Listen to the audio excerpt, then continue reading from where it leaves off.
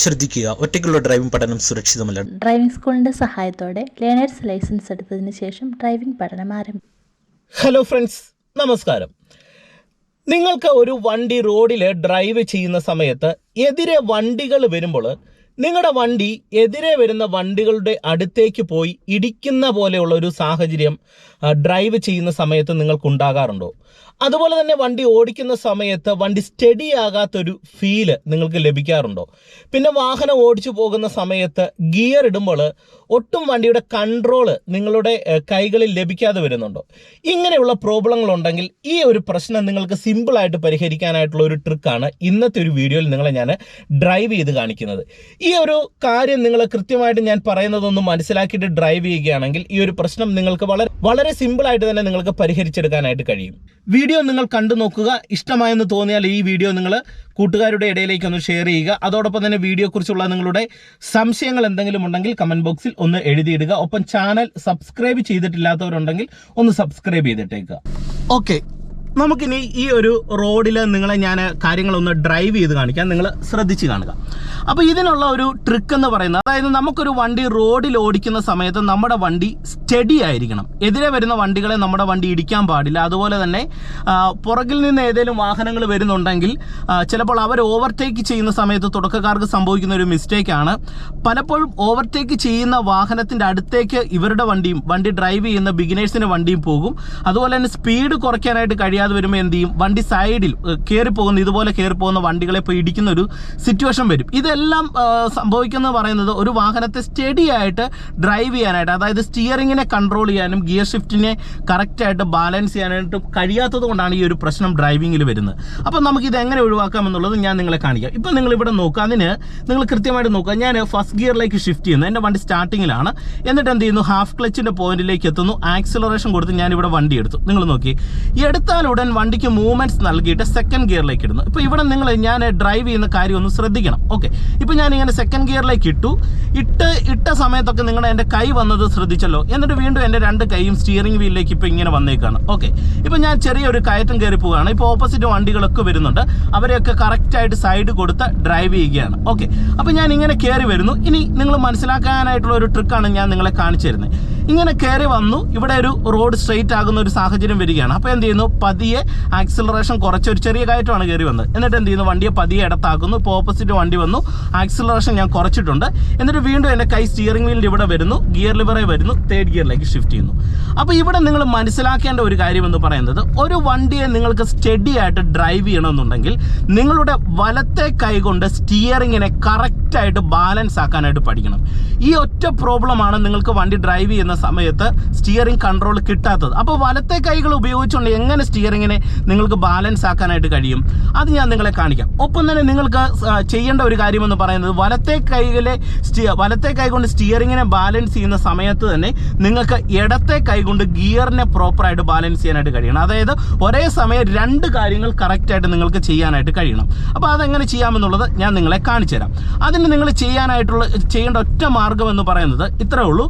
നിങ്ങൾ വണ്ടി ഇതുപോലെ ഒരു സൈഡിൽ നിർത്തിയിട്ടതിന് ശേഷം നിങ്ങൾ ചെയ്യേണ്ടതെന്ന് പറയുന്നത്, ഇങ്ങനെ നിങ്ങൾ സ്റ്റിയറിംഗ് വീലിൻ്റെ ടോപ്പ് എൻഡിൽ ഈ ഒരു ഭാഗത്ത് ഇങ്ങനെ കൈ പിടിക്കുക. എന്നിട്ട് ലെഫ്റ്റ് സൈഡ് ചേർത്ത് ഇതുപോലെ ഫസ്റ്റ് ഗിയർ, സെക്കൻഡ്, ഇങ്ങനെ കൈ പിടിച്ച് തേർഡ്, ഫോർത്ത്, ഫിഫ്ത്ത്, ഇതിന് ശേഷം റിവേഴ്സ്. എന്നിട്ട് എന്ത് ചെയ്യുന്നു, വീണ്ടും ഫിഫ്ത്തിൽ നിന്ന് ഫോർത്ത്, തേർഡ്, സെക്കൻഡ്, ഫസ്റ്റ്. ഇതിങ്ങനെ നിങ്ങൾ ജസ്റ്റ് ഒന്ന് പ്രാക്ടീസ് ചെയ്യുക. പ്രാക്ടീസ് ചെയ്തിട്ട് വണ്ടി എടുക്കുന്ന സമയത്ത് നിങ്ങൾ ചെയ്യേണ്ടത്, കൃത്യം ഫസ്റ്റ് ഗിയർ കൊടുത്തതിന് ശേഷം കൈ ഇങ്ങനെ പിടിക്കുക. ഓക്കെ, നിങ്ങൾ പ്രാക്ടീസ് ചെയ്യേണ്ട മെത്തേഡാണ് പറയുന്നത്. എന്നിട്ട് ഹാഫ് ക്ലച്ചിൻ്റെ പോയിന്റിലേക്ക് വരുന്നു, ആക്സിലറേഷൻ കൊടുത്ത് ഞാനിത് ഇതുപോലെ വാഹനം ഇവിടെ എടുത്തു. ഓക്കെ, എടുത്ത് നിങ്ങൾ ചെയ്യേണ്ടതെന്ന് പറയുന്നത്, അത്യാവശ്യം സ്ട്രെയിറ്റ് ആയിട്ടുള്ള ഒരു റോഡിലേക്ക് എത്തുന്ന സമയത്ത് എന്ത് ചെയ്യണം, നിങ്ങൾ സ്റ്റിയറിങ്ങിനെ ബാലൻസ് ആക്കാനായിട്ട് വലത്തെ കൈ കൊണ്ട് ബാലൻസ് ആക്കാനും ഗിയർ ഇടാനും ശ്രമിക്കണം. എന്നിട്ട് പിന്നീട് ഓടിക്കുന്ന സമയത്ത് ഇത് നിങ്ങൾക്ക് കറക്റ്റായിട്ട് കിട്ടും. അതിന് നിങ്ങൾ ചെയ്യേണ്ട ഒരു മാർഗം എന്ന് പറയുന്നത്, നിങ്ങൾ നോക്കുക, കൈ ഇവിടെ അങ്ങ് എടുത്ത് പിടിക്കുക. എന്നിട്ട് ആക്സിലറേഷൻ കൊടുത്ത് വണ്ടിക്ക് ഒരു മൂവ്മെന്റ്സ് കൊടുക്കുക. എന്നിട്ട് ക്ലച്ച് പിടിക്കുക. ഇങ്ങനെ സെക്കൻഡ് ഗിയറിലേക്ക് ചേർത്തിടുക. കൈ ഇങ്ങനെ പിടിക്കുകയാണെന്നുണ്ടെങ്കിൽ ഗിയർ ഇടുന്ന സമയത്ത് തെറ്റത്തില്ല. എന്നിട്ട് ഇവിടെ നിങ്ങൾ ഒരു കൈ കൊണ്ട് ഇങ്ങനെ സ്റ്റിയറിങ്ങിനെ ബാലൻസ് ചെയ്യണം. എന്നിട്ട് വീണ്ടും വണ്ടിക്ക് ഒരു മൂവ്മെന്റ്സ് നൽകി തേർഡ് ഗിയറിലേക്ക് ഇട്ടു. എന്നിട്ട് എന്ത് ചെയ്യുന്നു, ഇവിടെ കൈ പിടിക്കുക, എന്നിട്ട് ഇവിടെ കൊണ്ട് സ്റ്റിയറിങ്ങിനെ ബാലൻസ് ചെയ്യുക. എന്നിട്ട് തേർഡ് ഗിയറും കൂടെ ഇട്ട് കഴിഞ്ഞാൽ പിന്നെ നിങ്ങൾ ചെയ്യേണ്ടത് രണ്ട് കൈയും സ്റ്റിയറിങ്ങിലേക്ക് എടുത്ത് വെക്കരുത്. കാരണം രണ്ടും വെച്ച് കഴിഞ്ഞാൽ നിങ്ങൾക്ക് ഒറ്റ കൈ കൊണ്ടുള്ള സ്റ്റിയറിംഗ് ബാലൻസ് കിട്ടത്തില്ല. അപ്പോൾ നിങ്ങളിത് പഠിക്കാൻ വേണ്ടി ബാലൻസ് ആക്കാനാണ് ട്രിക്ക് പറയുന്നത്. എപ്പോഴും നിങ്ങൾ രണ്ട് കൈ ഉപയോഗിച്ച് തന്നെ ഡ്രൈവ് ചെയ്യണം. പക്ഷേ ഇത് നിങ്ങൾ പഠിച്ചിരിക്കണം, അതുകൊണ്ടാണ് പറയുന്നത്.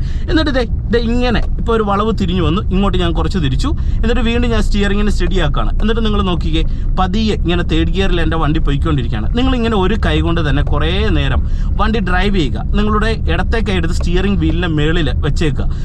എന്നിട്ട് ഇങ്ങനെ ഓടിക്കുക. ഇതുകൊണ്ടോ ഇപ്പം നിങ്ങൾ നോക്കിയാൽ ഞാൻ കുറേ സമയം ഇങ്ങനെ ഡ്രൈവ് ചെയ്യാണ്. അപ്പോൾ എൻ്റെ വലത്തെ കൈ സ്റ്റിയറിംഗ് ബാലൻസ് ആക്കുന്നുണ്ട്. ഇപ്പോൾ വലത്തോട്ടൊരു തിരിവാണ്, ഇങ്ങനെ പതിയെ താഴോട്ട് വലിക്കുന്നത് കണ്ടോ. അപ്പോൾ ഇവിടെ തിരിഞ്ഞാൽ ഉടൻ തന്നെ നേരെയാക്കുന്നു. വീണ്ടും ഇവിടെ ഒരു വളവ് വരുവാണ്, നിങ്ങളെ ഞാൻ കാണിച്ചു തരാം. ഈ വളവ് എടുക്കുന്നത് നിങ്ങൾ നോക്കി, എൻ്റെ സ്റ്റിയറിംഗ് ഞാൻ കൺട്രോൾ ചെയ്ത് വളവ് എടുക്കുന്നത് നിങ്ങൾ നോക്കിക്കേ. ഇങ്ങനെ വന്ന് ബ്രേക്ക് വന്ന് ഞാൻ വണ്ടി സ്ലോ ചെയ്യുവാണ്. എന്നിട്ട് എന്ത് ചെയ്യുന്നു, ഈ വളവ് ഞാൻ എടുക്കുന്നത് നിങ്ങൾ നോക്കുക കണ്ടോ.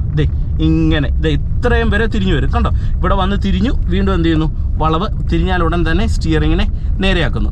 ഇങ്ങനെ നിങ്ങൾ കുറച്ച് ദൂരം ഒന്ന് ഡ്രൈവ് ചെയ്ത് നോക്കിയേ, നിങ്ങൾക്ക് സ്റ്റിയറിംഗ് സ്റ്റഡിയാകും. കാരണം ഒറ്റ കൈ കൊണ്ട് നിങ്ങൾക്കിത് ബാലൻസ് ആയി കഴിയുമ്പോൾ വീണ്ടും നിങ്ങളുടെ രണ്ട് കൈയും സ്റ്റിയറിങ്ങിലേക്ക് വരുമ്പോൾ ശരിക്കും പറഞ്ഞാൽ നിങ്ങൾക്ക് സ്റ്റിയറിംഗ് കൺട്രോൾ ചെയ്യുന്ന സമയത്ത് കൂടുതൽ കോൺഫിഡൻസ് ലഭിക്കും. അതായത് ഇപ്പോൾ ഇങ്ങോട്ട് ഞാനിങ്ങനെ തിരിക്കുന്ന സമയത്ത് നിങ്ങൾക്ക് നല്ല കോൺഫിഡൻസ് ലഭിക്കും. ഇനി അതുപോലെ തന്നെ നിങ്ങൾ ചെയ്യേണ്ട മറ്റൊരു കാര്യം കൂടി ഞാൻ പറയാം.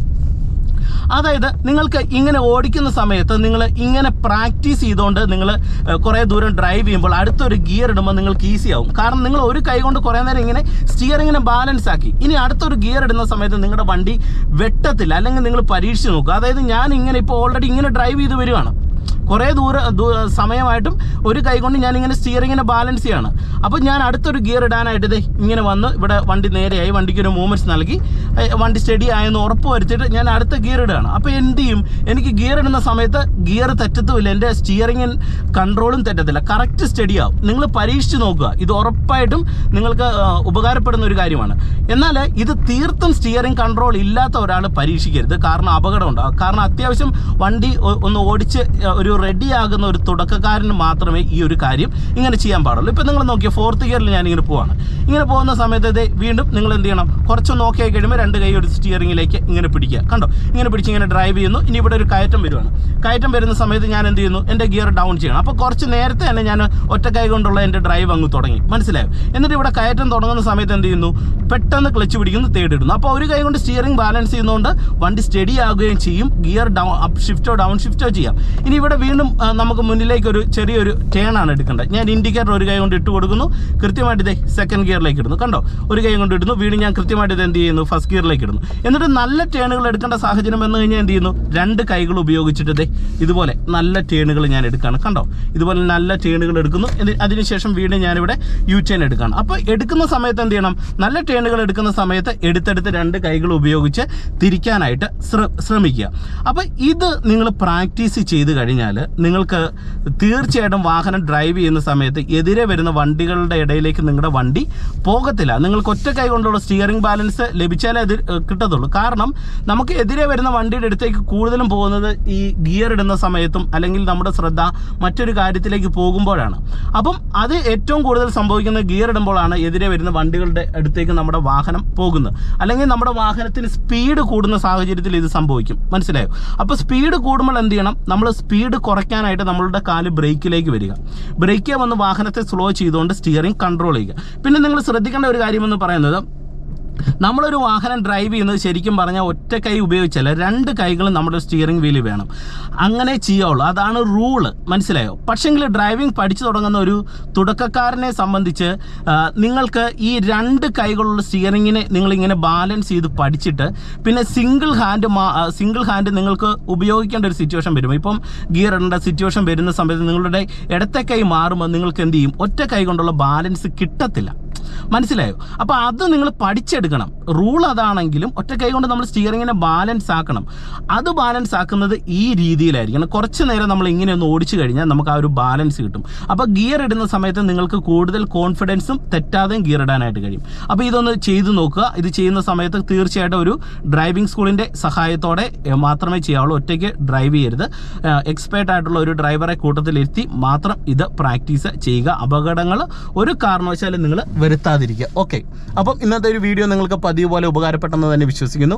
ഇന്നത്തെ വീഡിയോ നിങ്ങൾക്ക് ഇഷ്ടമായെങ്കിൽ തീർച്ചയായിട്ടും നിങ്ങൾ കമൻറ്റ് ബോക്സിൽ എഴുതിയിടുക. ചാനൽ സബ്സ്ക്രൈബ് ചെയ്തിട്ടില്ലെങ്കിൽ സബ്സ്ക്രൈബ് ചെയ്തിട്ടേക്ക്. വീണ്ടും നമുക്ക് മറ്റൊരു അറിവുമായിട്ട് വീണ്ടും നാളെ കാണാം. Okay, by.